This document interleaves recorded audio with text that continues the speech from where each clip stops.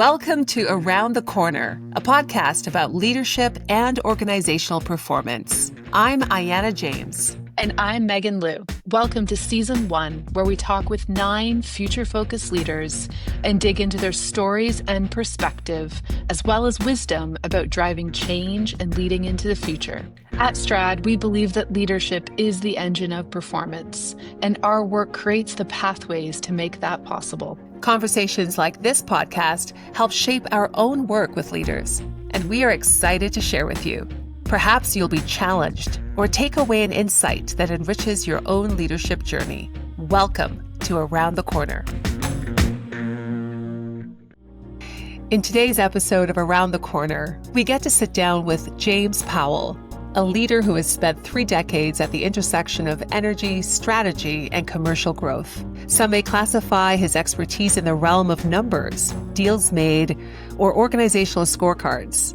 But in this conversation, James shares a clear perspective that performance is really about the system underneath, the choices and disciplines that come alive through vision, trust, and resilience.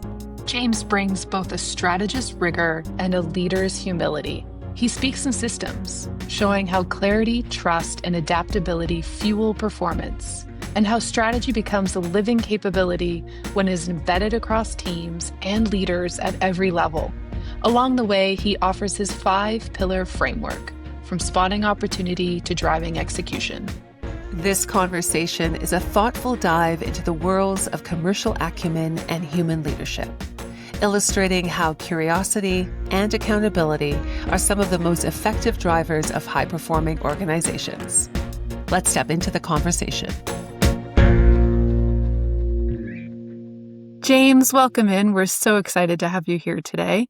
As you know, we warm each podcast guest up with a couple of questions that sets the tone for the conversation, getting your ideas, call it into this virtual room together. So we would love to hear your definitions of leadership, performance, and potential. Perfect. Well, thanks, Megan and Ayanna. Appreciate you having me today, and I really look forward to the conversation. It's interesting. Leadership, performance, potential. To me, they're actually one intertwined, interconnected grouping of activities, if you will.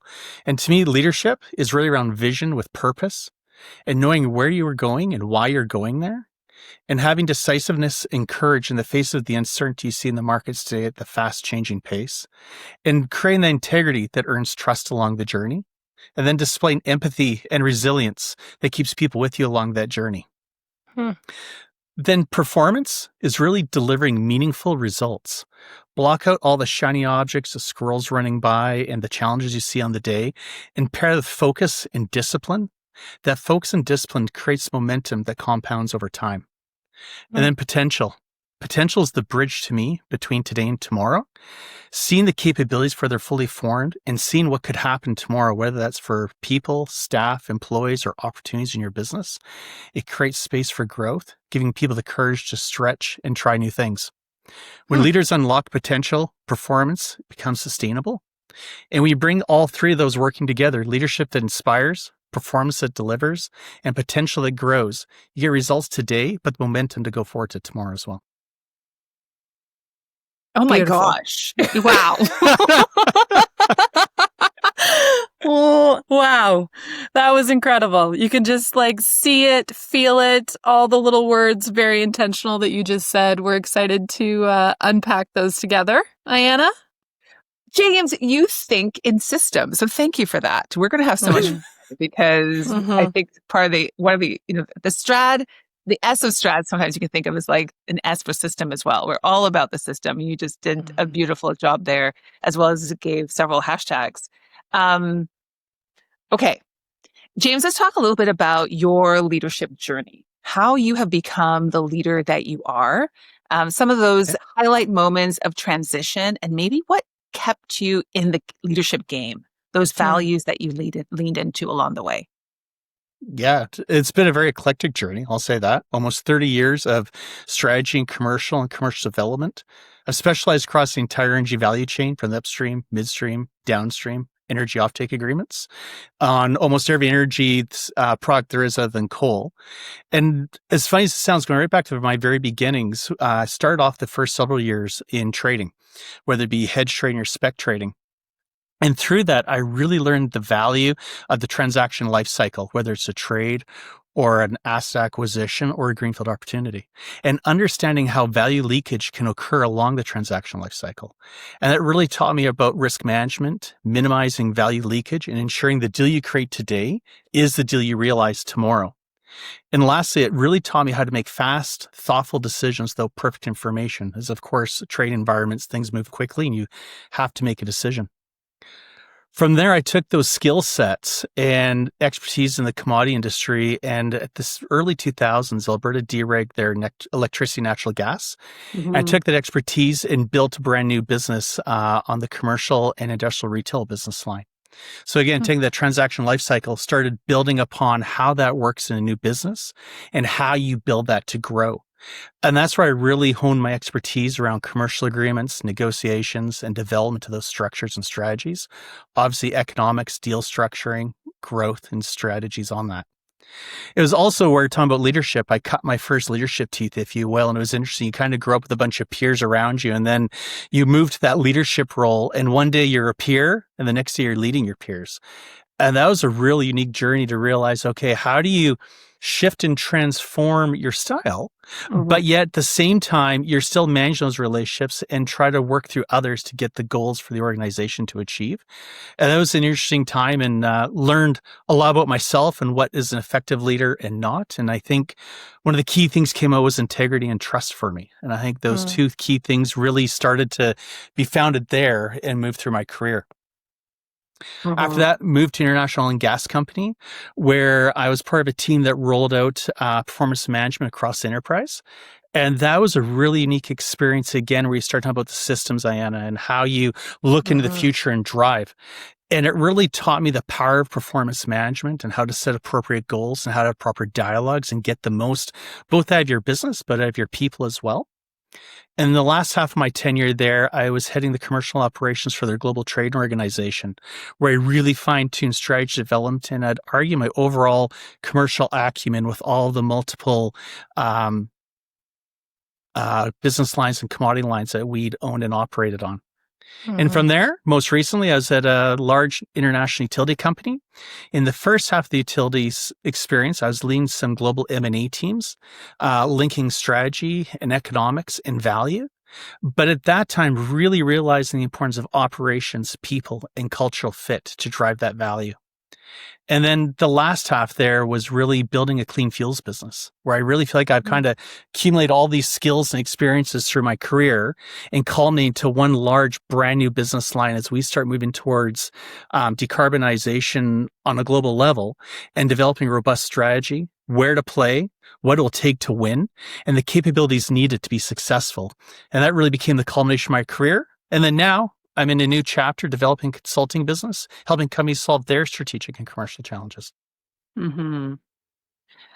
James, you have clearly moved and done some fabulous things. And I hear in your story, definitely the system is in the room, but also a sense of like building blocks. You've been very additive, right, to your skill set, your approach, and your mindset.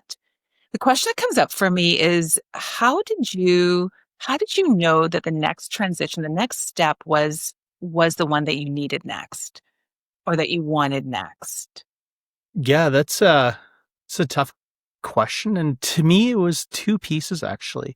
One is, as much as it's kind of a systematic approach, I am a very restless person by nature. I like succeeding, I like growing, I like new challenges.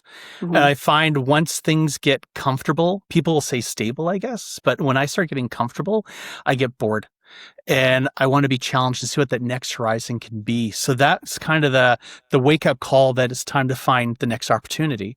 And then what is that next opportunity? And I've always been looking at how to round my experience out and my expertise, and whether it's tactical or technical, say from a commercial side, or from a people development side as well, and look for those opportunities to kind of give you that fulfillment and build that building block up to create the platform that you want to create ultimately.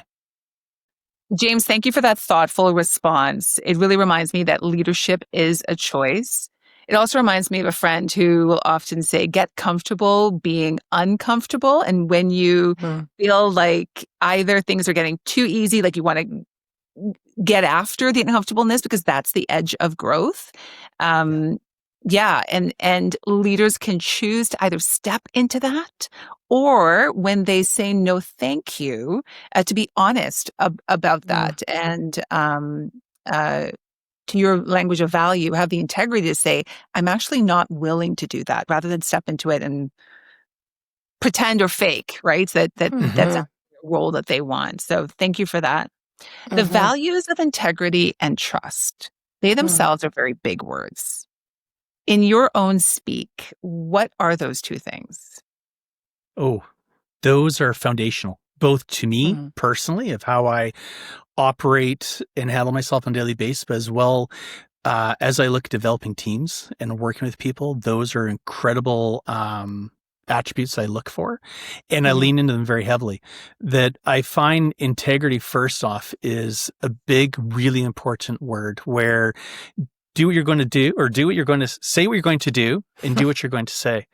And that is important, whether or not you're talking about leadership with your employees and giving them that confidence to lean into. You know that it's easy to be a leader when times are good, but it's really challenging when times are bad. And when those tough times, if you've got the integrity, they see it, they know you're going to be there for the air cover, and it creates that trust and bond when they'll come to trust in a second.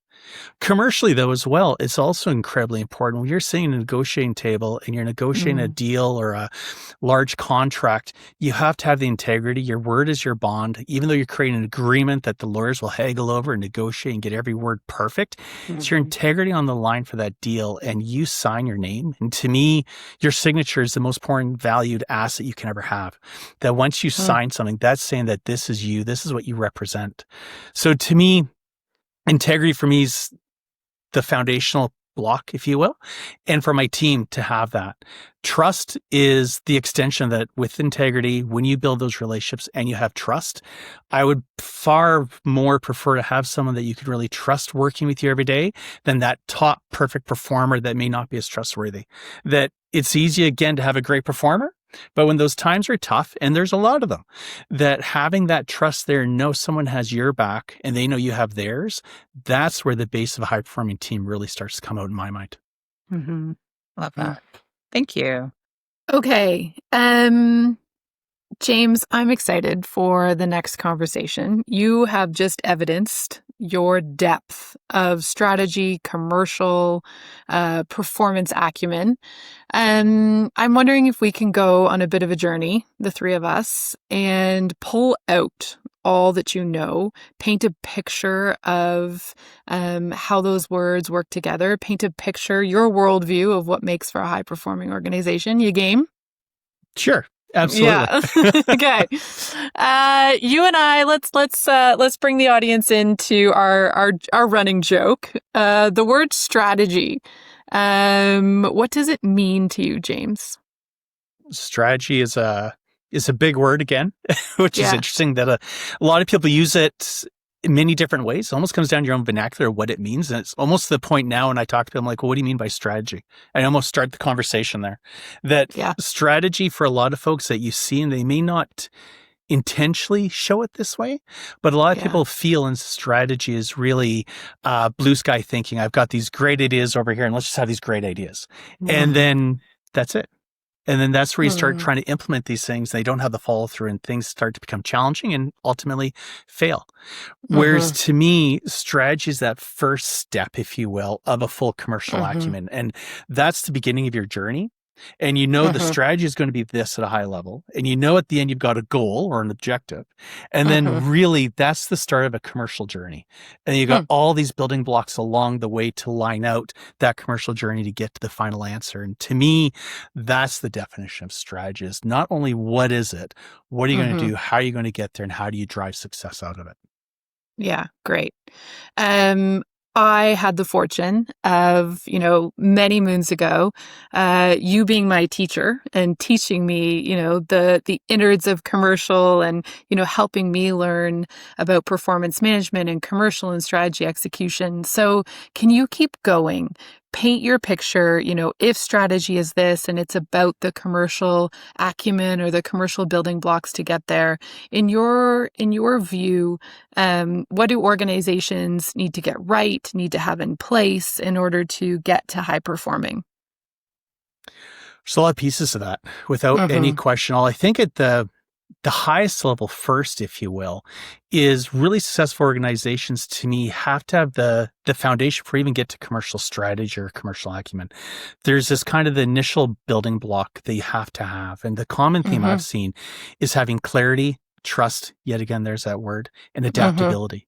The clarity fuels focus. Everyone knows where they're going and why they're doing it. Without that focus, you start squirrel chasing, running around, getting different ideas. You don't have that core strategy in place. Trust and accountability, just talked a lot about that.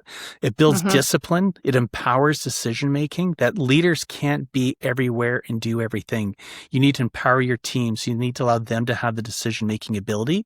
But without that trust and accountability, that's going to falter. And then adaptability. You need to evolve intentionally and not reactively. And that's, again, that high performer versus average performer, if you will. And at the core of all that, that's where your commercial acumen comes in. As you build those out, then commercial acumen can come into this piece. And if you keep folks on the right path, discipline keeps you moving forward, and the commercial acumen ensures every step is done methodically and creates value. So if you kind of get there first as almost the backdrop, and if you can agree there, then to me, quite often how I look at the world is kind of a, lack of a better term, a 5-pillar process I've kind of created in my mind. And it really is kind of 5 words that always stick in my mind is spot, select, compete, equip, and execute. And as you unpack those, spotting, what's spotting? Clearly understand the competitive landscape. What is the competitive landscape? What are the competitors doing? What are their core attributes? What are their core competencies? What are the trends in your market or the activities you're looking at doing? And try to understand where the game's moving before others do. And focus on where the market's going, not where it is today. Much like the old hockey analogy, don't chase the puck. Look where the puck's going to go. And that's, to me, is the first step of that whole strategy piece is understanding the competitive landscape and what others are doing. Once you understand that, select. Focus on where you want to play. Choose where you want to play and who you want to serve. But equally important, recognize clearly where you don't want to play and those customer segments that you know you're not going to be successful in. That's where the focus comes in. If you can focus on those things and know who and what you want to be and let all the other noise go to the side, you're increasing your probability of success. So now you've got what the competitive landscape is, where you want to go and what you want to do. Compete. How are you going to win? Define your competitive advantages and your competitive attributes and your competencies of what are you really good at? What are the competitors really good at? How are you different? And how can you be better than your competitors? And then with that, how does that satisfy your customers' needs? That ultimately, no matter where you are, they're in corporate or customer facing, you always have a customer and you have to satisfy their needs. And then equip. What will it take to win? Assess your capabilities internally, your skill strengths, your gaps of your core competencies, and fill those with intention and not hope. And that's where discipline is key. We all want to be something bigger and better than what we may or may not be, but really be honest and thoughtful. And if you can fill those key core gaps that you know where you want your strategy to go, you have a better chance of being successful. And then lastly, execute. Measure success and value. Define winning early, define your stage gates and your goalposts, and continually manage back to those as you work through the journey of execution, you're growing your business. And assess it and utilize performance management and understand the economics, the impacts, the expected value. And then that's where I come back to my performance management piece again, is utilize that against your original goals. Are you on track? Are you doing well? Awesome. If not, why not? Challenge it. Go back, retest your strategy. If you're on point, what are you missing in your performance or in your commercial acumen to drive that forward? So in my mind, if you spot it, you select it, you compete to win, you equip your people and execute with discipline, do those well, and commercial success should follow behind you. James, Amazing. can I just make sure that I'm clear on one thing? Absolutely love the process and the 5 steps. When you spoke about the foundation, including clarity, trust, and adaptability, just say something about how adaptability in the rigor and specificity of the process you just outlined, how adaptability fits into that. Yeah, good catch, Anna. Adaptability to me is really important. And what I mean by that is you need to be adaptable to think of new things. Look at all your warts and good parts. That's being adaptable. Looking at the market, create your strategy. But where I have seen and been part of organizations and seen other organizations where they set the strategy, this is my strategy, this is where I'm going, put the blinders on, we're going to run. Right. And you'll run 3 months, 6 months, a year, 2 years, 3 years. And all of a sudden you're not hitting earnings targets. You're not hitting share price targets. People look back and go, well, what happened? Why? Be adaptable. Retest your strategy. Make sure if a macroeconomic event has occurred, you may have to shift your strategy. If you thought you had specific core competencies, maybe you need to adapt and shift the strategy again. Or bring in different competencies and be adaptable in that way. If your strategy is tight, is it that the competencies you have, is it the gaps you have, is it something you're missing? And being that adaptability and being to be thoughtful and change with purpose, not through reaction and just need, that's where the magic comes in my mind. For me, you just added lovely texture. Sometimes when I hear the phrase strategy is living, or it's a living strategy, and you just add with practicality to it, there's got to be a rigor of keeping it on the forefront and revisiting it, testing. And a lot of time you'll see people create a strategy, and this comes back to Megan, my joke, where I sometimes don't like the word strategy. They create a strategy, it's this big binder they put up on their shelf. You come into their office, say, what's your strategy? Oh, it's in the binder over there. Take a read of that. And it collects dust and it's never looked at again. Is that really a strategy? Are you being adaptable? Are you testing it? Are you living it? And are you shaping it as you grow and you morph? James, side question. Classic Diana. Side question. This is brilliant. And we're going to go deeper into how this is at an enterprise organizational level. Is this also at a human personal level? Like, do you think, or you as a leader, have you applied this 5-step process to your own sense of like leadership development, formation, strategically? The kind of leader. Totally, Ida. It's funny you say that. Like it is so generic sounding, but it can be applied in so many different areas. Like to me, right off the bat, when I start working on a project or a new opportunity or a client, this is the frame I bring to my mind immediately around the problem. I want to make more money. I've got this product. I want to go to this market, whatever that is. But then as you start getting to the core competencies part and you start looking, okay, well, what's it going to take to win? You start using those exact same ideas on the strategy from a leadership level, a team development level. And really, again, you set the competitive landscape, understanding who your team is, what you need, almost coming back to that sports analogy. Where are the players and at what level and how do you do that? Select what you're looking for and what kind of team do you want to be? Do you want to be heavy offense? Do you want to be heavy defense? Where do you want to go? How are you going to win?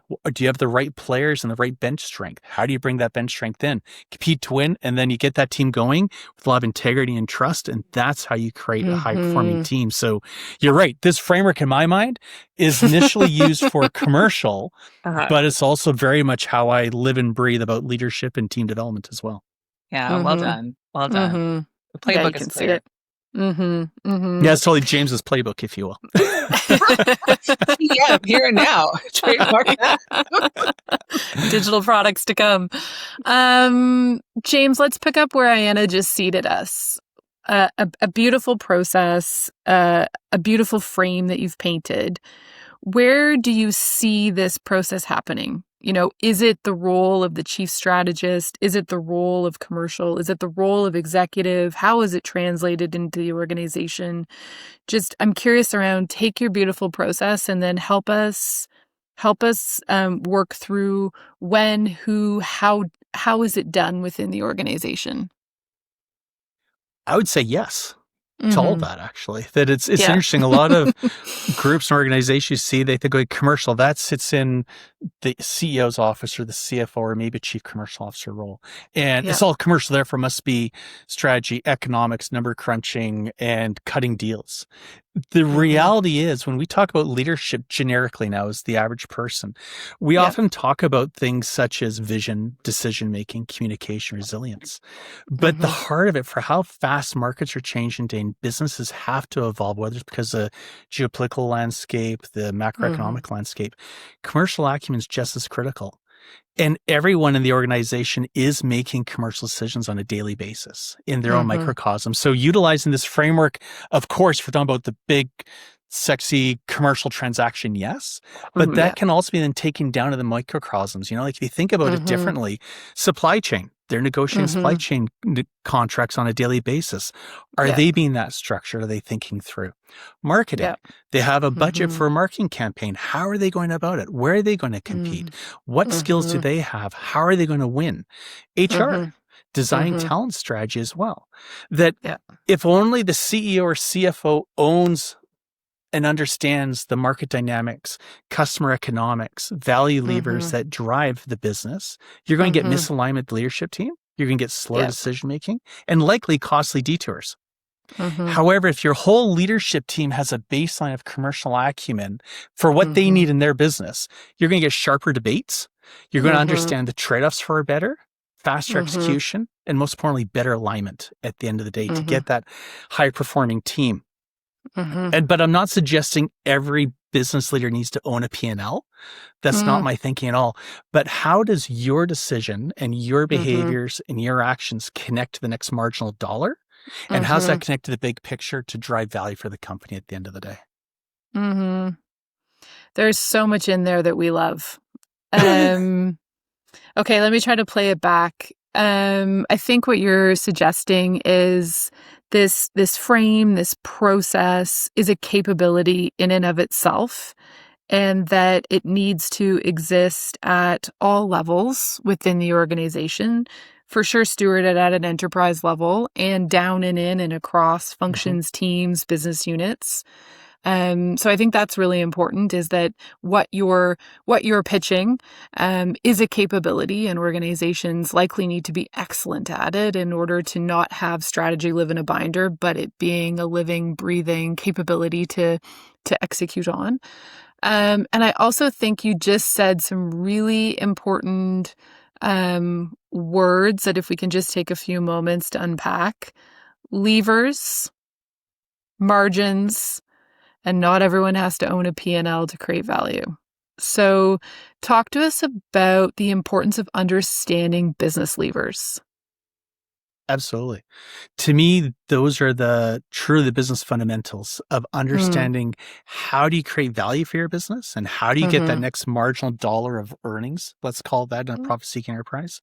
And what are the items or the actions that can slow down the business, put the business behind the eight ball, if you will. And having clarity of thought and understanding those at different levels, obviously, different understanding details throughout the organization is critically important, that every person is making commercial decisions on a daily basis, some bigger, smaller, but understanding that and knowing the basic fundamentals of those pieces to the level of your job, and not only understanding the what. A lot of people come out and say, here's the strategy. And here's our earnings target. And here's my business levers that we need this, this, and this. And you'll see people nodding innocently and say, yeah, got it. But it's the what. Understand the why. Why does this happen? And everybody, in my mind, should ask a lot more whys than what people do.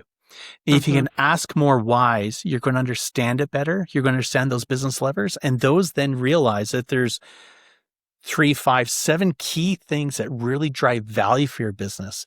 That's where everybody should be stacking their hands and pushing those levers as fast and as hard as they can in the same direction with alignment. And that's how you're going to create your high-performing business ultimately. James, Okay. I could really use, sorry. Go for it. James, I could really use your support in making this quite tactical, practical. Help me see it. Because I'm picturing, new director comes in seat and there's an onboarding deck and there's an onboarding process. Is there a module on business and value drivers? Is there a required leader to new employee conversation about it? Like, how do you, everything you're saying absolutely makes sense. And I'm just thinking like the day to day, is this what happens in one-on-ones in conversations with your leader and you're asking the why questions as you're nudging us? How have you seen it work well? Because to Megan's point, if it's a capability, we're working on it like all the time through various modalities. Yeah. How have you seen it done well at a practical level? Yeah, fair question. And I think I'm going to attack it from two different ways, kind of onboarding and kind of as the ongoing, if you will. And again, starts back, if you will, and I don't mean to keep harping on it, but go back to that 5-pillar frame that I created. And what is that strategy? Where are you going? What are you going to do? There should be a tight, I'm a presentation guy. I'm not a prose guy. So give me a slide pack that's 5-10 pages long, that's really crisp, tight, that's going to be used within the leadership team, that's almost catered around your little black book on a daily basis. And when there's a new director on board, here, this is our strategy. Here's our quarterly financials. Here's where we're at. And they read that and they understand it. And that starts then coming in and it keeps that document a living, breathing document and understanding where are we, what are we going to do? How are we going to do it? And how do we make money or whatever your value driver is for that business? Then though, you ask the question about like, is that in a coaching opportunity? Where is it? Yes, it is. But I also think too, where I've seen it work really well is whether you call it in different venues here, town halls, whether that's from the leadership team through the whole organization, whether that's divisional level leadership teams, there shouldn't be a shyness of updating our strategy, showing the quarterly report on that. When I talk quarterly report, it could be obviously our financials. Everybody always cares about the financials are doing, but coming back to performance management, what are those 5-7 key indicators say we're doing a good job or not? Not everything's financial. There could be things around employee retention, employee growth. It could be around renewal rates if you're in a commodity business. It could be other factors, uptime if you're in upstream manufacturing, whatever. And there's those other qualitative performance metrics. You set the goals at the beginning and you should be very comfortable reporting upon them. In true performance culture, you're going to be comfortable whether it's green or red, good or bad. Good shouldn't be just looked over and say, oh, look at that. It's good. Thumbs up. Keep moving on. There's the why. Why is it going good? What can we learn from it? How can we do everything else better? Is it red? It's not a blame game. It's just something didn't go to plan. Was it a bad goal to set with? Did something not happen the way it did? How do we fix it? And that starts percolating the performance conversation and performance culture and seeing it on a quarterly basis, an annual basis, cascade it down through your organization. So every leader's on the same page, talking about the strategy, how their role, their group, their activities link into those core competencies. I've been in a place where I challenge saying, if you're not doing something on a daily basis that doesn't link back to the strategy or the goals, ask why. You shouldn't be working on it then unless it's in adding value and driving the end of the day. So if people look at it that way, that's how the beginning of performance culture comes. People get uncomfortable with performance because it's either doing really good, so we don't have to talk about it. If it's really bad, well, I don't want to talk about bad things. Well, no, bad things are just opportunities to make things better. What can we change? How do we get better? So I think it is very tactical and tangible, and I think everybody should be talking about it and right through the organization. Coming back to your onboarding. Once you're on board as a director, you should be able to almost go down, in my mind, a high performing culture, down through whatever rank level you want to talk to. Okay, what do you do on the day? What's going well? What's not going well? And link that back to the strategy. And that's going to show whether or not the commercial acumen is there or embedded or it's actually culture based. That's a great takeaway. And I love how the application is agnostic of any sector, industry. I'm carrying multiple lenses from corporate to not-for-profit, government, education, higher education, and it works. The other thing I really love about it, James, is that you're articulating something we really care about, Megan and I, which is how do you unlock meaningful autonomy of every person on the team at various levels? And this is such a powerful way of arming them with what the expectation is, but then also the encouragement that they have agency, autonomy to act in the role, make choices about how they're going to create value because they understand that larger picture and the 5 pillars that you described.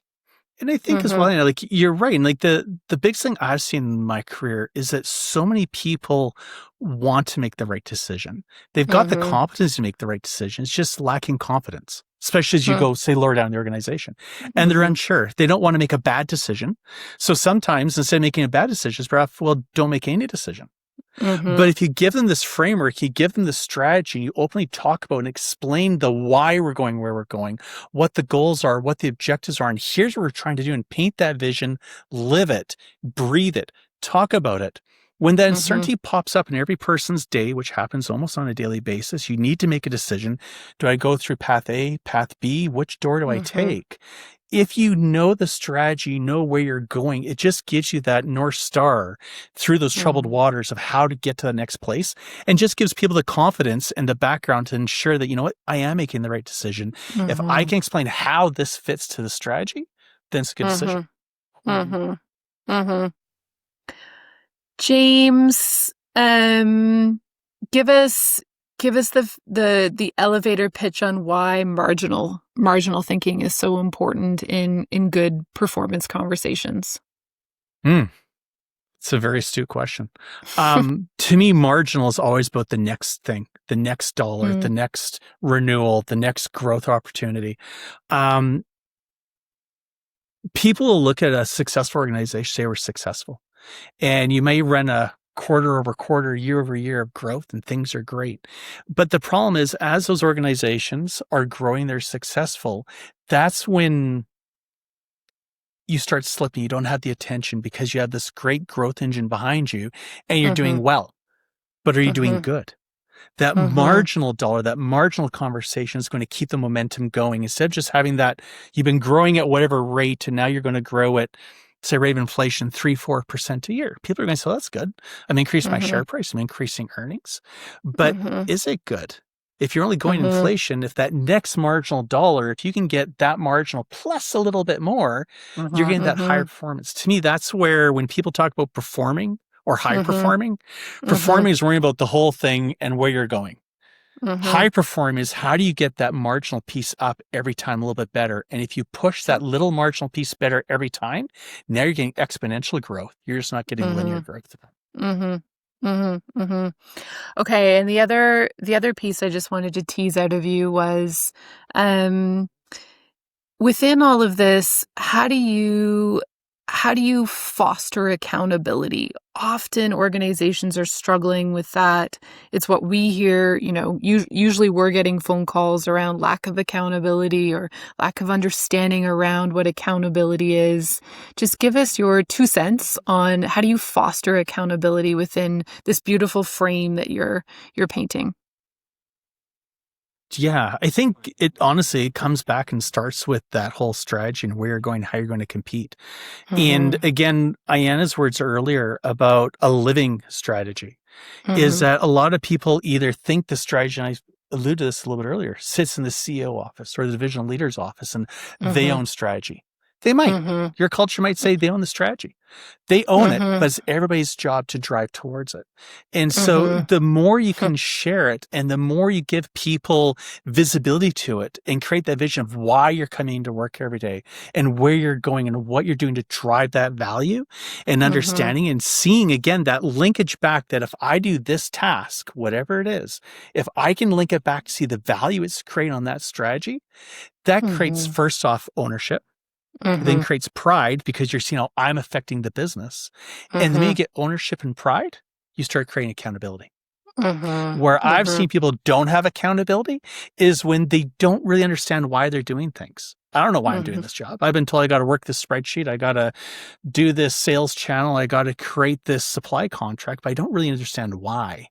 But if people ask why and get the understanding, that's your first step. Once you understand, you get pride, you get ownership, then that's how you get accountability. Beautiful. And James, you're also turning on for me an insight about talent. And when we hire, it sounds like to make your worldview successful, the intrinsic competency or skill or approach to life has to include curiosity. is if why is the secret sauce. Totally. 100%. Yep. Relationship with your painted 5 pillars, being in relationship with that and unlocking all that is possible, then curiosity must be table stakes for every Absolutely. member of the organization. Hands down. Absolutely. Because you go through, especially if you're looking at any level, but especially when you're recruiting lower level organization employees that are a little bit newer in their career paths, that they all can do tactically the same thing. They've all got their university degrees, their MBAs, wherever those might be. But to me, it's the people that are curious. Yes. The curiosity that makes you go, why? And that infamous question, why again? That gets me more excited than anything else. I can't count how many late nights I've been in offices where people just come say, what about this? Why that? And you're educating, you're teaching, but you're brainstorming. And if you answer all the questions, you end up getting value yourself because someone's coming in from a different lens. We look at the world all differently. And having people being curious, asking the why, they're not challenging you. They're not questioning you, but you're being forced in your own mind to rethink everything and being able to say, it's one thing to read something on a page, nod and agree. It's another thing to articulate it, hear it out loud, have another person with their group of experience coming back to saying, well, what about this? How about that? And that dialogue of curiosity is what absolutely creates the value in any organization, in my mind. Yeah. And James, just to push your thinking, or what I'm hearing to adding to that is next to the why, it's not asking a question just to get an answer. It's about engagement. So it's like, why? Help me understand. Right. Like, so even and the performance culture, I think, also requires to unlock your 5 pillars, that golden thread of collaboration. Right. They help me understand, offer something, it comes back. And this generative layering, right? Where there's deepening of understanding, connection, and therefore better decision-making along the way and possibilities unlocked can be realized. 100%. 100%. Systems in the room. Always. James, I just for the sake of everyone being able to understand, call it the tactical aspects of the performance culture you're talking about. What does a quarterly review look like? What does a lessons learned look like? What's the actual meeting? How do you foster why? How do you take something that's green and turn it into a conversation on levers? What does that look like for you in terms of mechanics? Yeah, that's a great question, Megan, without question. And there's also a piece of culture of what works within the paradigm that you come from and what works culturally in your organization. To me, though, it's, again, I'll use an annual process. You've got to start at the beginning of the year, actually just before the beginning of the year. So whenever people end up doing their annual business plans or whenever they get the budget approved, there's your goals for the year. Ultimately, everybody's, unless you're typically profit seeking, you need to make money. How? What are those things? What are the key milestones? What are the key pillars? What are the key activities? And in your business plan, you should be able to call out, here is the earnings you're going to grow, or the margin, or the profit, or the revenue, whatever your metrics are, IRRs, ROEs, whatever they are. But then what are those activities that you need to do to get there? And there should almost be a bottom-up approach that if we do all these things, here's going to be the number we hit at the end of the day. From that, you then flesh out, what are your key metrics? What are your milestones? What are the things you're going to measure? What are important? And at that point in time, that's where the leadership team needs to really get together and get aligned. And coming back to that base level of commercial acumen, knowledge, and understanding, and having the same vernacular. I've been in meetings where people are talking about unlevered IRR, levered IRR, ROE, and ROI, and they all think it's the same thing. Well, if you're not all calling the same thing, and you don't know how what's going to get measured, how you're going to measure it, why it's important, and what does it mean, then you're dead from the start.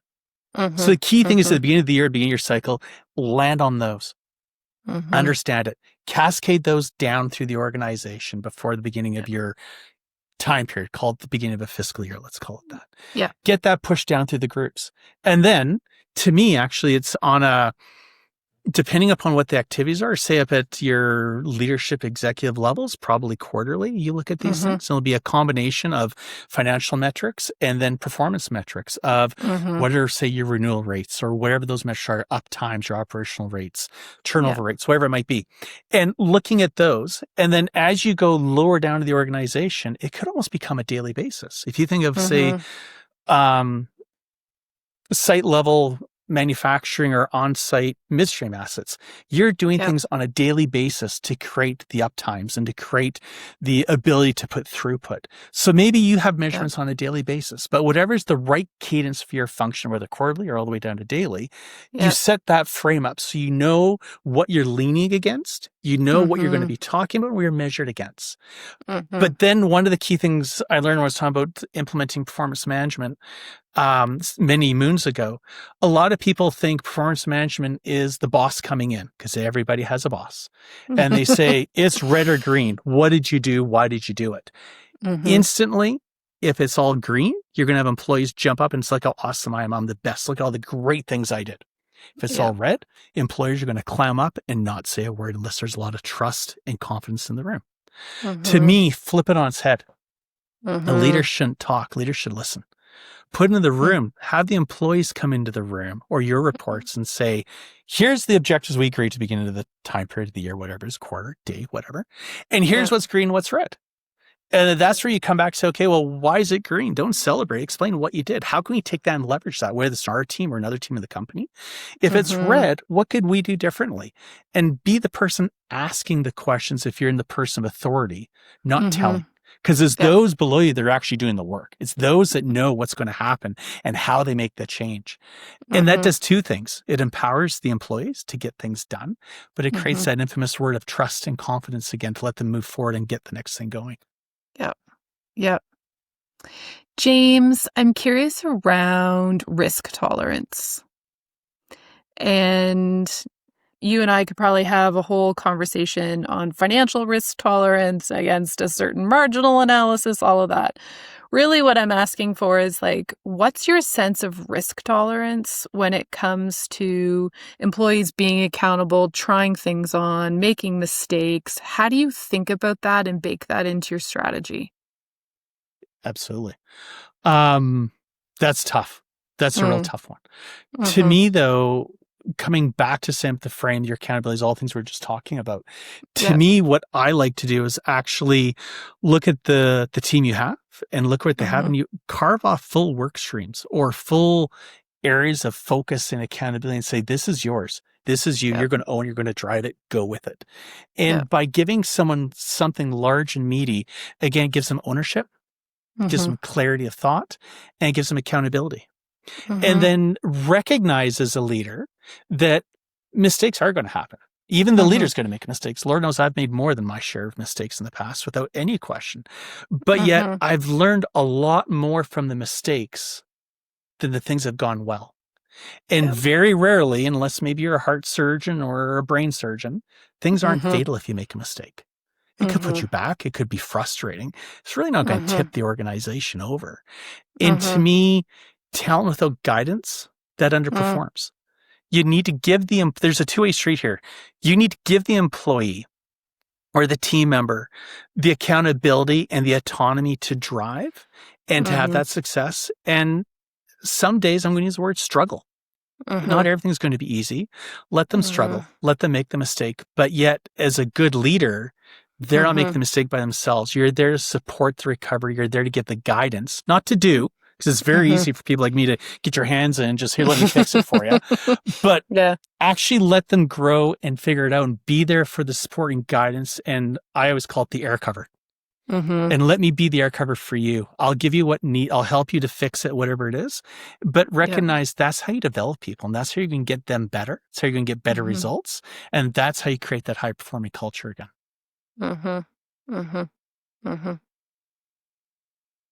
Anna, you have a question. You're good. Okay. James, I'm curious around, call it readiness.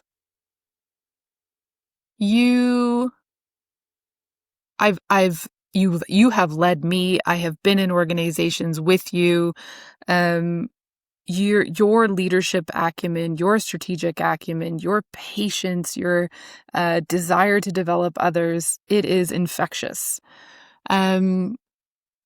As you have put those building blocks in place in your own career, and now as you step into organizations, what is your own rubric, your own question set that you're looking for or you're asking yourself around an organization's readiness to take on all that you've just described in terms of, the strategy, high-performing commercial capability? Yeah, that's a great question. As you come in, it's really, to me anyways, is really having the conversations with the leaders and hearing them and listening to them. And are they ready? Are they prepared? Are they honest? Are they transparent? And honest, I don't mean by telling the truth or telling a story, but are they honest with themselves? Do they understand what's going really well? And hopefully, do they understand what's not going well? And they may not know what's going well, but they may know there's a problem at least. And if they can at least share that, hey, you know what? This is what's going awesome in my organization, hands down. I don't know, I got this mess over here. Maybe they know what the mess is. Maybe they don't. But having that, I'm going to almost use the word humility and humbleness of admitting, yeah, there's good and bad. That's the honesty I talk about. The transparency of giving you the straight goods, if you will. And to me, it almost comes back to the trust integrity piece. If people can be honest and transparent and explain, here's what I got, here's what I don't have, but I know I need to fix something, that gives me the base level readiness. As long as people want to learn and try, I'm all over it. It's where people will sugarcoat. People will say, oh, it's not really that bad. Or, yeah, we got this. And you start asking, hey, tell me about your core competencies. Tell me about your expertise. Tell me about your organization, your people.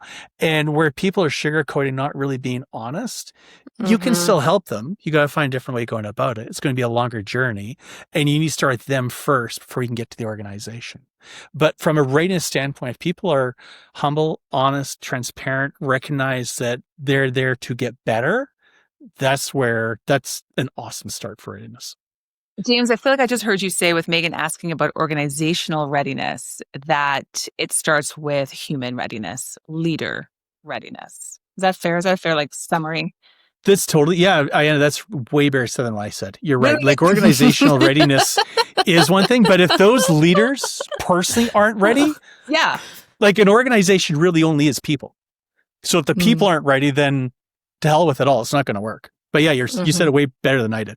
Or more concisely anyways. I'm just pulling out your insight because it's back to the systems in the room, organizational readiness to unlock performance, the heartbeat. You said foundation is leader readiness, right?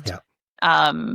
Which is why I think it's so helpful to the words that you use, honesty, transparency, etc. Some might call these soft things, but they're actually essential, human essential, leader essential skills. If that's the starting place for you to assess readiness for performance across 5 pillars, we've got to rebrand this. These are essential skills. It's true. So James Powell says it's hardcore. This is touchy-feely stuff. This is about hard commercial things. Exactly. So just rebrand it successfully. So thank you for lifting that up and for us to see that is so essential to your rubric and the way that you enter in. And I guess the last two things, saying it that way, and the other piece that we talked a lot about earlier on, but does come back, is the integrity and trust. And before you put effort and work in and trying to build up an organization, do you have the trust? Do they have the trust with you? And people can both be awesome on both sides, but if you don't have that, it's interesting, people don't have that connection or that connectivity and relationship. You can talk about relationships, but I think it does come back down to trust again, that if they're going to bring you into their organization, do they trust you that you can bring value? And can you trust them that they're going to be a partner to look and help and drive the systems that you're trying to drive as well? So I think the integrity and trust are those two other underlying key pieces for sure. James, I can see it now. Your 5 steps, there's, rows underneath of collaboration, integrity, trust, curiosity, and that hashtag, those soft skills are the hard value drivers. They really are. Yeah, so because to me, it's interesting. I don't know how many times I've seen and I've heard in my life, and it's true that there's all kind of unique problems out there. Everybody thinks they're unique. Everyone thinks there's different problems. The reality is almost 99.9% of the time, the problem is communication. Yeah. Understanding the communication, understanding, having that trust, the integrity, the clarity, the honesty, and the transparency. And it comes down to communicating. And if we could communicate and say what you mean, have a common language, understand where we're going, be willing to be vulnerable to ask the why. And I said, that's another piece I find really interesting is you tend to spend time in more and more senior parts of organizations. You start seeing people people ask why around strategy and questions, but sometimes the things that they feel they should already know, they're scared to ask, and they feel, oh, I don't want to appear weak to my peers, so I'm not going to ask that. But I'll guarantee you, if one person's wondering what ROI means or free cash flow, let's argue, out of a large leadership team, I'm going to guarantee you others are asking this, wondering the same thing, and it's willing to put yourself in that vulnerable position, put your hand saying, I don't understand. Help me understand. And if you can do that, others will do it. It's very vulnerable. But if you can do that as a leadership team and share that vulnerability, that just creates a powerful team. It creates that trust again, and you can build off of that very quickly. Yeah. Yeah. Wonderful. Okay. James, I'd love to get into unpacking your experience around all the buzzwords: transformation, diversification, innovation. So just come with me on this journey for a second. Most organizations are, running some form of base business, call that, with the desire to make it as operationally excellent as possible in order to generate, to your point, some level of return, cash flow, etc. Great. And they're looking to innovate in some way, whether that's market diversification, product and market diversification, whether that's setting up a clean fuels business. Talk to us about what what you've learned along the way around how to innovate while a base business is running. Yeah. Challenging. And a lot of people have gone to that killing field and have not been successful. I think the first thing, again, on both, and I'll kind of break apart both the base business and the innovation, the expansion, diversification, whatever this other piece, something new you want to do. I'm going to call it exactly. that. Yeah. Within that, I think it comes down again to focus and discipline on both sides. Focus and discipline your core business. That's what got you to where you are today. If you're now at a point in your core business that I want to diversify, innovate, grow, expand, things must be going really well. What are those things that have gone well? Figure out how you create that focus and that discipline in the core business and run that core business to the maximum value. And I'll use the word efficiency that you can. And efficiency isn't necessarily lowest cost, but really efficient where you don't need as much leadership time and your pulse on that core business. And for two reasons I say that. Reason number one is that typically if you've done this great core business really well, it's going super good, and you're looking at this other thing over here of all those ideas, this core business becomes the cash machine to fund the other alternatives. If you don't have that cash machine spitting out cash, whoever's being pulled over is going to get brought right back in to get that cash machine working again. So first off, you want that core business really focused, disciplined, driving down the straight and narrow, getting the value you can to create the cash for the business. The second part of that, though, is also around the human capital side and whether or not you've got the right competencies to move over to the growth side. And typically, you'll move senior leadership over, you'll move key players over. You need to have that succession planning in place to make sure that if you remove body A, B, and C from that core business to the new stuff over here, will that business still run efficiently? Seen a lot of times where you pull that key high performers out, business falls, they come back in, they wonder why they didn't grow. Yep. So to me, the first part is that focus discipline, the core business. Once you get that running, you identify it, then it becomes focus and discipline on the new. and really looking at that again and understanding and making sure that's invested in properly, both financially and human capital. If you really want to grow, you need to have patience. And I know in today's day of what have you done for me lately, quarter returns, speed and earnings is all important. But you need the patience. You need to go through a rigorous process on the innovation growth side. And really, don't mean to be harping on, but go back to that 5-pillar process again. What's the competitive landscape? What are you going to do differently? What are your core competencies? And fill those gaps and be purposeful and thoughtful about it. That a lot of time for growth and expansion, I see it really literally being done on the side of people's desks. That I've got my full-time day job, 75, 80%, and the rest is going to be over here. And then people wonder, well, why isn't it going quicker? Why isn't it being resolved? Well, because you're trying to keep the core business going. Or they're not going to fund it properly. Well, just do it on the side of your desk. We don't put a lot of money in this till it's actually working. I'm not one suggesting chucking dollars after dollars just to grow for the sake of growth. But you need to capitalize it up front. Use the strategies, those 5 pillars, fund it, set the goals up immediately of here's where I'm going to give you this cash to grow. You're going to need to meet A, B, C, and D. And as you hit those pillars or those milestones, either more financial capital, more human capital, whatever that might be, and build it out methodically again. And the other benefit of doing that isn't only to create the folks in discipline, but we all have great ideas. Every one of us every day. Sometimes they're just not going to work out. So those milestones, coming back to performance management, gives you the off-ramps. Instead of being in for a dollar, in for a pound, those milestones give you the off-ramps to get out if you need to, or if the market changes or strategy changes. But most importantly, I think of all of that, patience on the innovation side. Let it grow, let it incubate, let it do its thing. And if you allow that incubation to grow, you'll be able to mitigate the risk. But the other thing that will end up happening is a lot of the time you don't have that patience because you want things to go quickly. You want to grow. I want to be bigger, better today, tomorrow. What happens? You shortcut, you cut corners, you grow quickly. People start to scramble. You start chasing squirrels. New ideas come across and you lose focus and discipline. And then again, why did this fail? Because you weren't focused and disciplined on the growth side as well. James, how do you facilitate your teams through an off-ramp? I think the first thing, again, it shouldn't be a surprise. First off, there's going to be times in business where there's a surprise. Hey, we're going to go left instead of going right. But you should be able to try to telegraph that. And coming back to that performance management, those milestones, the stage gates, having the stage gate established early on. So as you're going through and say on a deal, a transaction, let's use that as an example.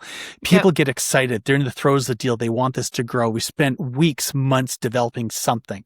And now I'm married into it. And I've got this emotional attachment. I don't want the off-ramp. Well, if we're at the stage gate and we'll just let it slide through. We'll deal with it on the next stage gate. It'll be fine. But if you set those stage gates early on where there's no emotion, there's no ownership, there's no attachment, you're more objective. And so when that stage gate comes, it really shouldn't be a surprise. And coming back to the question earlier around the reporting and the performance management, how frequent is it? If you're having those regular check-ins and you're starting to see that the project or the opportunity or the innovation is kind of going like this instead of like this, you should already be trying to course correct. But if it gets to the point where you're at that stage gate, you've put in all the effort you can, you've worked with the team or you've worked with the leadership team and you've done everything you can. Important, you've gone back and retested the strategy to make sure the strategy is still right. And sometimes you just got the right product, just the wrong place, the wrong time. That's when you manage your state. That's when you manage the off ramp, and there shouldn't be surprises at that point. People see it coming. You get buy-in. You get the collaboration. You get everyone around the room nodding that this is the time to off ramp and why. I find those conversations go horribly bad when people are surprised.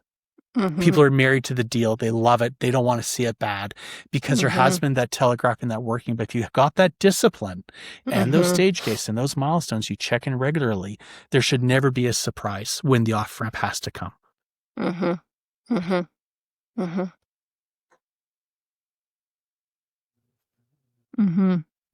James, in there, is perhaps something around culture. For sure. Yeah. Easy to say on a podcast, here's how it would work. Culture comes into it. There's a lot of company cultures where, well, you need to succeed, you need to drive. And that's where I chuckle say it becomes tricky on what an off-ramp could look like or where it is. But again, in the view of fostering a high-performing team, high-performing culture, these things shouldn't be surprised. You should work up through that, and the culture should be understanding where it is. Reality is, words are one thing, actions are another. But I think if I were put into a position and the culture isn't high performing, they're not those things I just described, and all of a sudden you're smacked in the face, you got to make a decision, it's going to be surprising. I think that's where you can still almost use that same frame and go back and say, okay, here's what we're trying to achieve. Here's why we're not achieving it. Here are the misses, whether it's competitive landscape, whether or not we don't have the competencies, whether or not we don't have the strategic advantage or the competitive advantage. And really, again, be objective and be thoughtful and critical about here are the things that are working. Here are things that aren't. Here are the things we've tried. Therefore, for that marginal dollar, the best investment is we should pivot for these reasons. And as long as you got a good sound business case with logic and you walk through it systematically, it should be the right answer. It might be a painful answer, but it should be the right answer. Yeah, I love what you've said in terms of patience, discipline, focus, and ensuring that the culture can unpack and reward the notion of saying no just as much as the notion of saying yes, as the life, as what's required in order to drive innovation and to diversify. So yeah, thank you. Yeah, absolutely. Okay, Ayanna, lots in here that we have been riffing around. Like 1, 2, 3. The questions I want to ask are not going to be on the podcast, but James, it feels like the way that you conceive of high performance requires a certain maturity of individuals and an alignment and maturity of the most senior leadership to embrace rigor, focus, discipline as not only the pathway to performance, but like that's a love language for them. Like, you know what I mean? Like it makes you smile. Like it's also the pathway to unlocking the most fun that you can have at work, right? Because you're with understand this. We don't want to run in that way. And what's in my head, not for podcast, but it's like what's in my head are those clients we work with in organizations that don't share that love language, where their love language speaks about they hear rigor and discipline. They think, I'm going to abdicate spontaneity and agility. Totally. They hear focus and consistency, and they react with, well, then where really is insight and curiosity and possibility, right? Or even on that one, Ayanna, what I've also have found is when you start talking about rigor and controls, bureaucracy. Oh, we don't want to be bureaucratic. Oh, that's just going to take too much effort and time.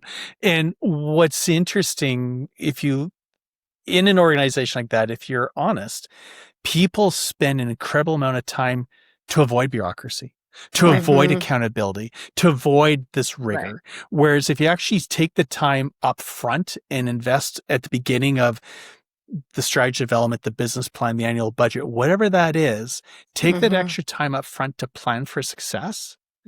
And plan what the milestones are and how you're going to measure, then afterwards it all becomes really easy. There is not a lot of effort later, but there's this perceived, I don't know, it's kind of the blame game where, oh my God, well, that if you're going to make me accountable, then that's going to be harder and it's going to be a lot more work and I don't want it. So instead of being accountable, they just throw their hands up and throw the rattle out of the crib and say, too much effort, it's too much work, it's too much bureaucracy. It's actually not. It streamlines and allows you to be nimble and allows you to be fast and should allow you to look at, especially on the innovation growth side. If you do that up front and you have this frame of almost like truly talk about screening tools, but a screen of what's in the box and out of the box. And if you can define what it is you like and what you don't like, and what is you want to grow and how you want to grow as things come, especially say from an M&A side, when opportunities are thrown at you every day. If you know exactly what you're looking for, it's quick to go, nope, nope, nope, nope. Ooh, yes, please. Nope, nope, yes.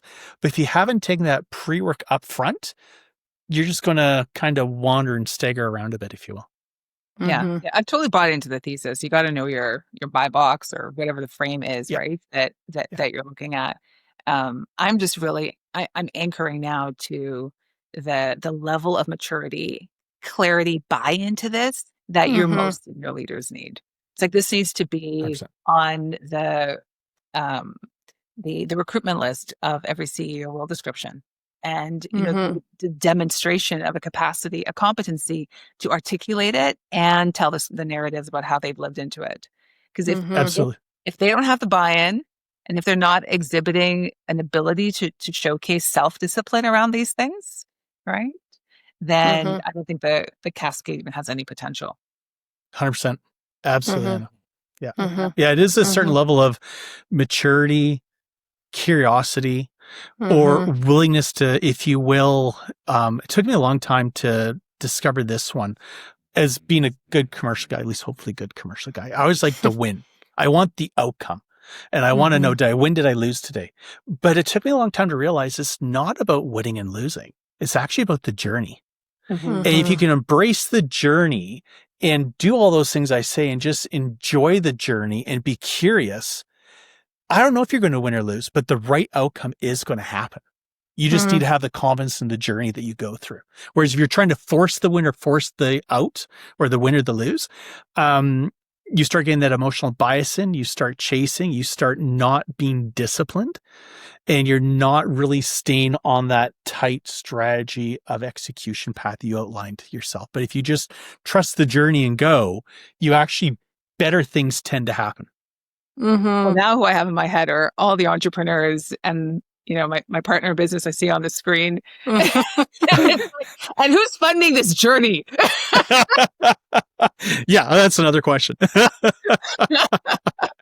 As we make it happen. It's excellent, James Powell. Thank you. Thank you, guys. Really appreciate it. We do have a few more, if that's okay. Of course. Keep going. Okay. So, Megan, are you okay with 3 and 4 having some robustness around that? The questions 3 and 4, James, that were on your flow. Okay. Let's pivot now to where you are currently in life stage and leadership stage. Okay. And James, you are doing some thoughtful reflection about what's next and taking on probably a systematic approach to figuring out what comes next for you. What are you discovering both about yourself and about putting your clarity, thoughtfulness, adaptable lens on looking for how you want to contribute and create value next? Yeah, it's a great question. You're right. I'm living it as we speak, if you will. That, after, as I shared earlier, through my kind of chapters of my career, almost 30 years, done a lot of really cool things. I think I've accomplished a lot. I've enjoyed a lot of it. I loved all of my commercial roles, every one of them in different ways, different reasons. But about more than a year ago now, I guess about a year and a half ago, though, I started getting restless. And I was mentioning earlier about being restless, and that kind of gives you, in my mind, the time for change. And I started self-reflecting, well, why was I restless? There's still a lot of challenges in front of me. There's still a lot of opportunity in a decarbonization business. The world's your oyster right now. And I started looking and trying all these really complex, fancy frameworks. Maybe this is where I let my guard down too much, but I got to a very simple point in my life that I started picturing my life as a pie chart. And within a pie chart, you've got a whole bunch of different colors. At least a good pie does. Lots of colors. You'll have in life, in my mind, you got work, you got husband, father, brother, friend, colleague, hobbies, personal time, whatever those things are. And you really want to have a cornucopia of colors in your pie chart. And I came to this realization last spring that my pie chart over time, and I loved every part of my life, became one color. And it was all dominated by work. And I love work. That's what my hobby is, I've learned, is work. But yet, At the same time, I realized, okay, well, it's not a good balance of life to have just one color in your pie chart. And so I started thinking, that's making me get restless. And I had a bunch of goals I set, profession, person. I stood up the clean fuels team.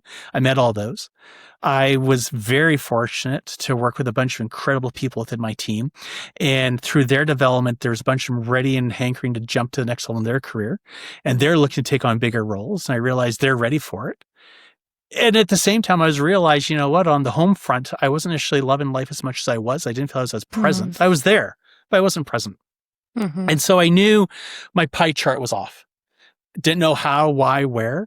And so I decided, you know what, it's best to take a step back and have the courage. We talked about courage and discipline. Had the courage to go back and say, you know what, I think I'm finished now. Don't know what my next step is on that day, but I'm going to take 6 months off and I'm going to reset. I'm going to decompress. I'm going to reflect. So I did. I walked away from an executive commercial role. It was really fun, great success. But I decided for me, where I am, I need something new and challenging. I didn't know what it was at the time. And so I took 6 months off to reflect and soak on things. I tend to do, even on the strategy side, talk to a lot of really smart thought leaders and people that I think are thought leaders and bounce ideas. Hey, what do you see? What do you see out there? Where do you see the next puck moving? Where can we go? What could be stimulating for me? Had a lot of conversations with a lot of bright thought leaders. And then a very smart, wise friend of mine introduced me to Ikigai and the Japanese philosophy of reason for being. And it was funny, we came to the conversation. In my last role, I spent a lot of time back and forth in Japan on international business and loved Japan, loved the culture. So I started reading into that.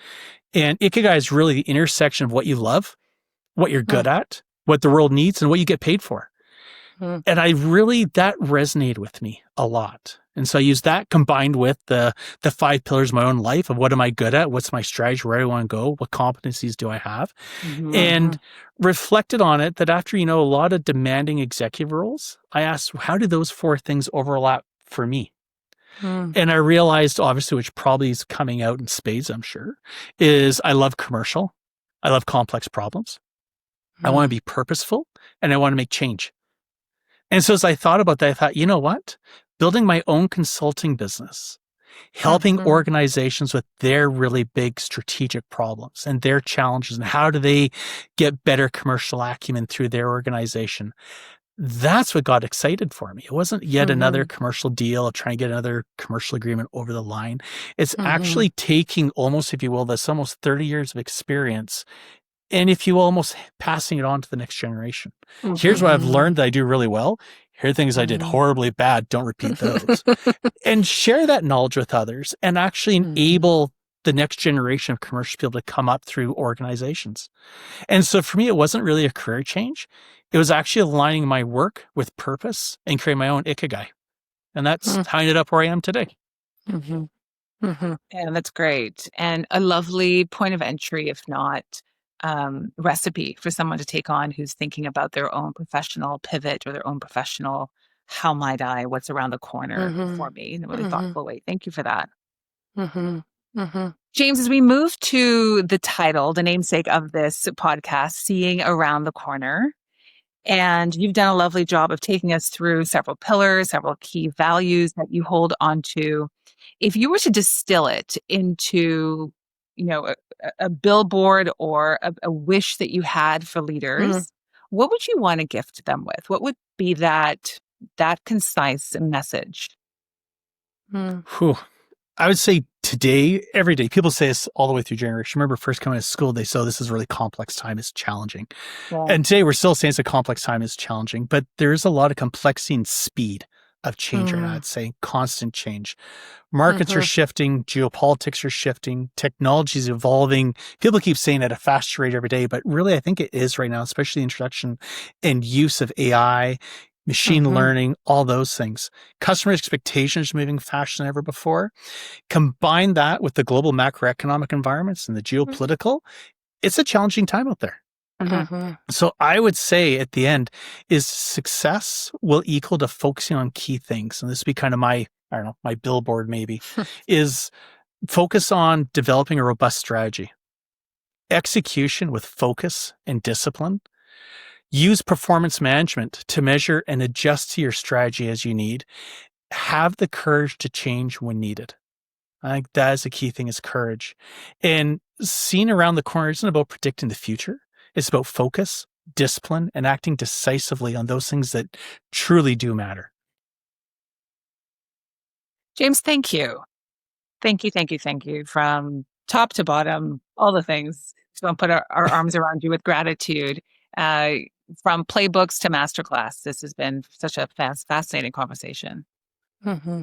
Mm-hmm. Well, thank you guys for having me. I absolutely love both of you and love Strad. And hopefully I enlightened your listeners a little bit today, a little bit beyond what they were yesterday, hopefully. Mm-hmm. Mm-hmm. Of course, to the next generations of commercial leaders. Cheers to you, James. Thank you.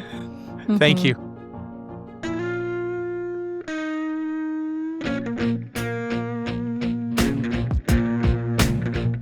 This is one of my favorite times in our podcast conversations, Megan, when the guest leaves and we get to debrief how amazing they were and what a gift it was to be in conversation. We just exited a conversation with James Powell, which was fantastic. Mm-hmm. And maybe I could kick off today. Yeah, great. And say that 100% fully aligned with James's insight around his 5 pillars. Mm-hmm. I'm not sure I can recite them all right now. They're in my notes. But I know it starts with spot. We've got to spot the trends in the competitive landscape. And what I really appreciated about the way that James framed that up is that I could see many leaders locating themselves in the smarts of those 5 pillars and being able to translate that within their own context.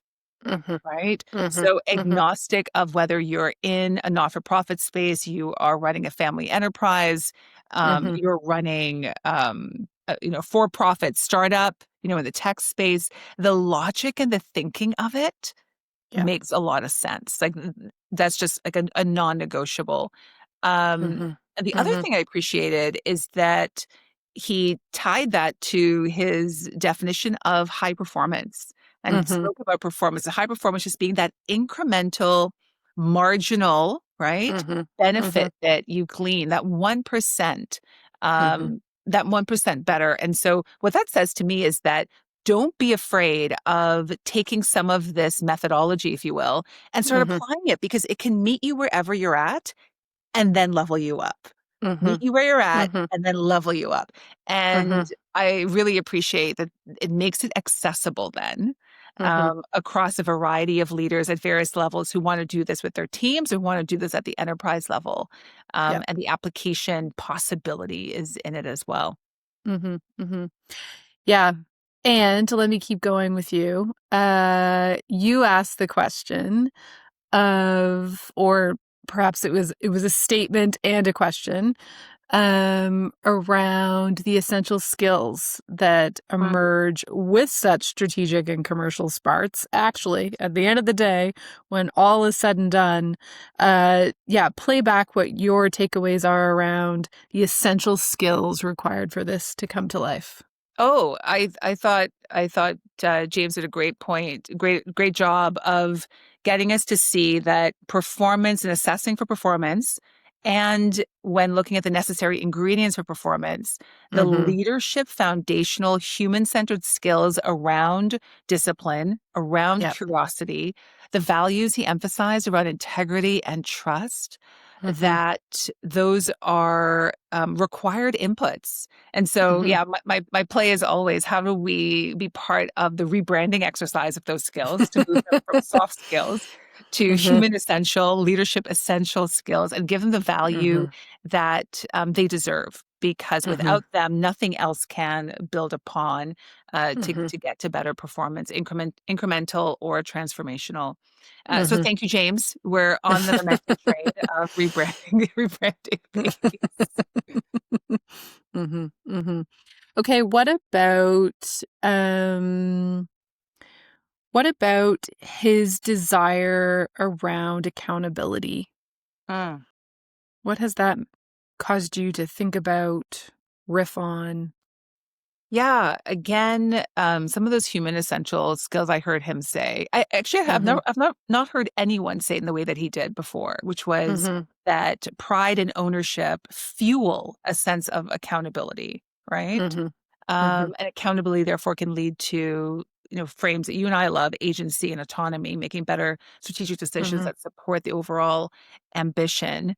Um, Mm-hmm. I think so much of it is about an individual team member, leader, Mm-hmm. individual contributor, someone who's working on a team toward the organizational goals, having the self conversation Mm-hmm. about the willingness and their delight and joy in wanting to take pride in their work, wanting Mm-hmm. to understand more fully how their work contributes to the bigger story. Mm-hmm.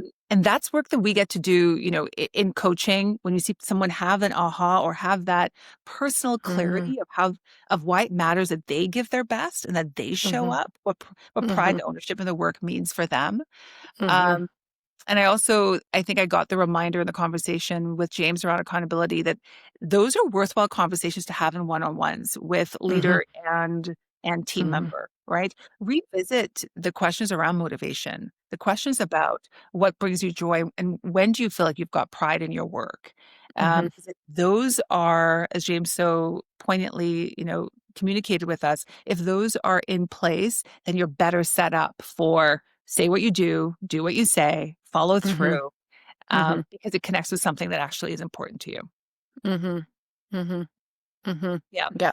I think that's what I heard a little in what he said. Mm-hmm. What does this, in your opinion, Ayanna, what Mm-hmm. does this require from leaders? What does this? And what I mean by that is this being the process, the capability, all that he outlined. What does it require from leaders? Mm-hmm. I'm going to pull in some thinking that some of our other guests have done because it's been sitting with me, which is this notion of care being a competitive advantage. Mm-hmm. Mm-hmm. I think it requires leaders to um, care about their people knowing, enjoying how they create value. You've got to care that your people, how your people are not only unlocked, but how they relate to the story of the strategy. You've got to Mm-hmm. care about that. Yeah. And you've got to see people enough and see the work that they're doing, understand the work that they're doing to be able to help them tell the story about how it fits into the big story. Mm-hmm. And that, I, as we have these conversations, I just keep having this hunch that this notion of care, capital C, about Yeah. the humans, about their story in the work, about how their work in the bigger story of the strategy, how it all fits. It's got to it's going to ask leaders, if your question was, what does it ask of leaders? Ask of leaders to walk with that at a fairly deep level and pay Mm-hmm. attention to how that's showing up in the very tactical tools and levers that they have available to them. What do we Yeah. talk about in those town halls? What do we talk about Mm-hmm. in those quarterlies? What do we talk about in those one-on-ones? And they're listening for the translation in their people about how care is showing up. Mm-hmm. I Mm-hmm. think. I think it's one Mm-hmm. of the maybe fresh ideas we're playing with on Mm-hmm. what is asking for leaders outside of the tactical, outside of the meeting cadence, outside of Yeah. the clarity of strategy on first. Everything that James definitely put on the table for us. Mm-hmm. But at an Mm-hmm. unseen level, maybe the quality is about in that world of care. Mm-hmm. Yeah, I'm hunching. That's what we do. We think aloud, right? And then we Mm-hmm. test it in the field. How does it actually Mm-hmm. show up? Mm-hmm. Feedback. Last piece. Mm-hmm. This is kind of fun. You and I spend a lot of time thinking about what's a signal, Hmm. what's noise, what do we give our attention to, Yeah. what's for the now, what's for the later. Given James's recipe, Mm-hmm. yeah, just riff with me on how signals, noise, what you're paying attention to fits, doesn't fit, aligns with James's masterclass. Mm-hmm. Yeah. My thinking in response to that is that one way of locating the gift that James offered us today is at the level of methodology. Mm-hmm. Yeah. Mm-hmm. Yeah. And then there's probably, I don't have better vocabulary right now, but the leadership level of discernment Mm-hmm. that gets to that you've got to lay on top of methodology, right? Mm-hmm. As my hands, I don't have three hands. But it's like if discernment is here, methodology is here, and like the data that's coming in, right? Mm-hmm. Yep. Or maybe it's three circles wrapped around. We're always trying to think in frameworks, but the leader's responsibility, accountability, what their work is ensuring that that methodology is running. They're holding the mindset around it as well as the rigor of the processes around it. But Yep. man, the human smarts of discerning, whether it's, data analytics or along the spectrum of like wisdom and foresight, right? Of discerning what requires really a pause and thoughtful adaptability was James's language. Yep. What requires us to move faster, what requires us to have a robust conversation about what to keep, what to let go of, what to off ramp, what to on ramp. That's what was coming up for me in all of this. Yeah. In all of this methodology that can be outlined with a certain level of expertise, that because we are in businesses and organizations of people solving really complex problems, the leader and human adaptiveness and skill set of discernment on top of all of that continues to be essential, continues to be required. And you and I know that in the work that we do, our own frame on that is that it's a mixture of character, competencies, capability, ability to discern, apply in real time, and this notion of connection, interpersonal dynamics, and seeing the larger systems within which we're trying to lead. So I leave the conversation grateful that we can see those layers and that we can applaud those leaders who are living into the complexity with sophistication. And what a joy it is that we get to come alongside them. Like, they're superheroes. They are. Yep. Okay. Wonderful. Yeah, pretty good. Yeah, that was fun. James Powell. Thank you for joining us on Around the Corner, where strategy and humanity converge to create the conditions for high performance. If you found today's conversation meaningful, please follow the podcast and share it with others who are curious about the future of leadership and performance.